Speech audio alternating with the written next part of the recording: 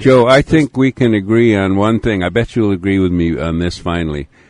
These partisan people in both parties looking for votes and looking for ideological purity, if they would forget the politics, get together like reasonable people and solve problems and cooperate across party lines, we'd all be better off. I think we can agree on that, can't we? Hallelujah. Right. Well, yeah, Okay. and that's the way it used to work. A third of the Republicans, a third of the Democrats crossed over.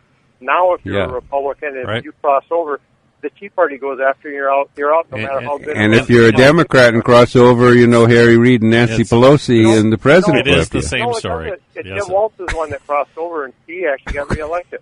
So you can't.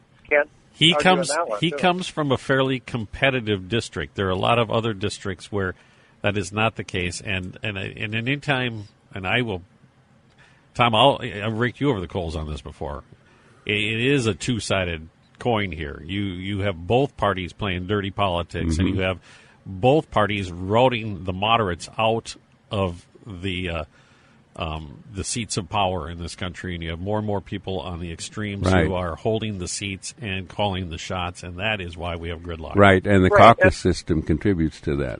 Right, and the one other, well, that's true, but one of the things I actually went and did a major political thing where I went and talked to a bunch of different congressmen. They said the biggest problem is the internet and airline traffic.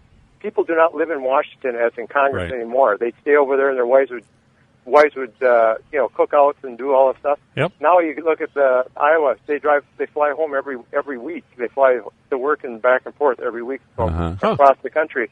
And so if you call somebody a SOB in Congress, somebody's wife's going to hear about it, or husband, depending on if it's a male or female, and they're gonna pay for it when they get home. And that's no longer. You can say anything bad about anybody, and there's no repercussions at home because your wife's not dealing with it because you're not having tea with these people or whatever, or beer with them. Well, you're right. They're not old-fashioned there, Joe. Yeah, you're right. There's no socializing across the aisle anymore. I got to run for news, Joe. Okay. Yep. See you now. A lot of agreement. A lot of agreeing going on. A lot of agreeing. Yeah.